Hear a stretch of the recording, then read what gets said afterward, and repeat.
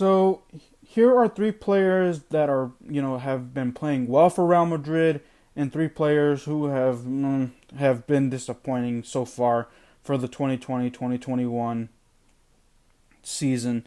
Um, Number three impressed, Luka Modric, and I could have had him as the number one, but I think that this is fitting because I think he still has some growth.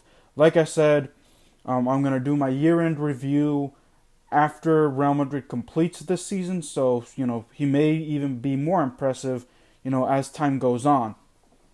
But Luka Modric, has 3 goals to his credit this year. Um, has had outstanding goals this year, to be honest. Yesterday was one of them. He scored a goal against Barcelona in another, and I can't remember what his other goal was. I think it was like 2 weeks ago. Please correct me if I'm wrong.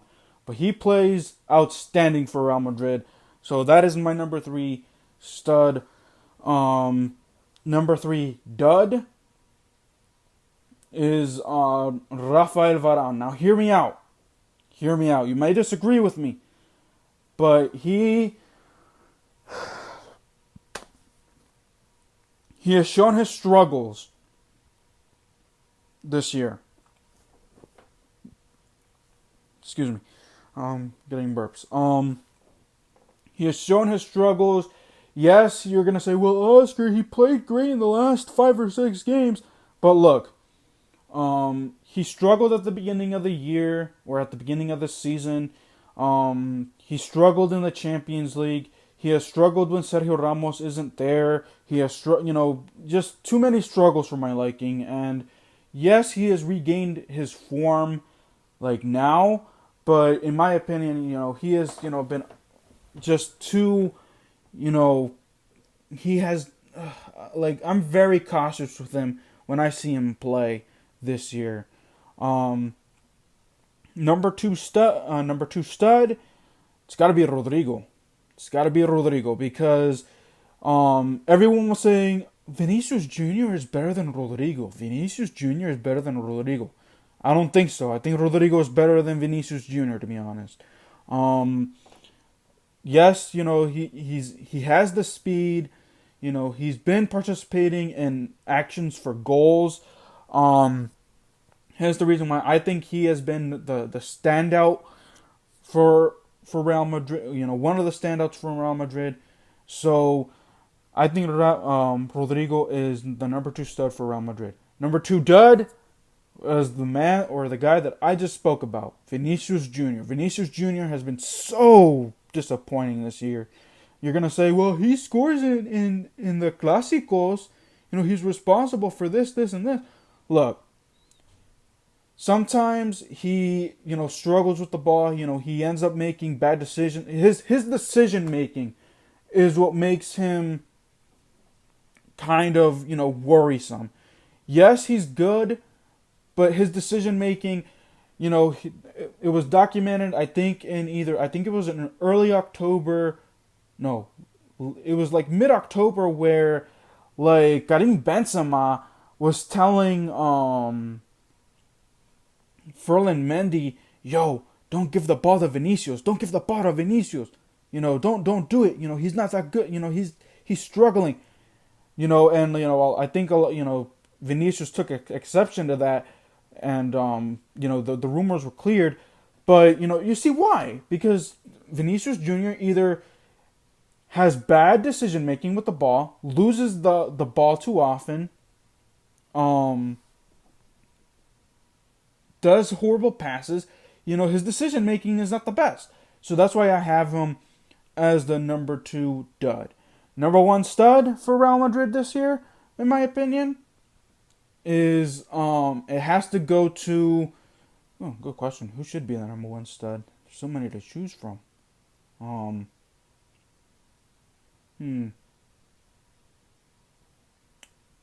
Who should be the number one? I'll give the number one stud to.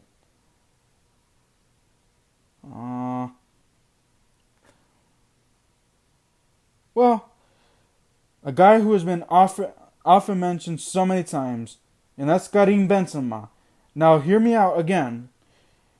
You're going to say, well, he's Real Madrid's number one striker. Of course you're going to give it to him. No, but here's the thing. The way that he started this year, it made me doubt that Real Madrid was going to do much of anything, to be honest. You know, and Karim Benzema, came off of injury. He was injured for a month.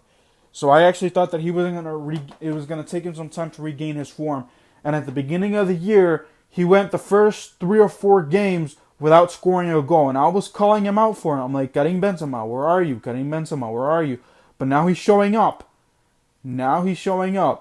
Either he's scoring goals or making passes to make or score goals. So now he is, my number one stud, coming from criticism from, well, me. I don't know if if you guys are Madrid fans, let me know if you guys criticize them. But, the way that he played at the beginning of the year, of course he got injured. I give him, the number one stud in my opinion. The number one dud for Real Madrid, it's got to go to Eden Hazard. Again. Eden Hazard has been very disappointing. He's made of glass. Real Madrid invested poorly in 2019, picking up Luka Jovic. Here's the thing. Luka Jovic is able to score for his international team, but he's not able to score for Real Madrid. If Real Madrid ends up giving him away to, I don't know, an AC Milan or, anyone who has shown interest, and he score goals, I'm going to be pissed.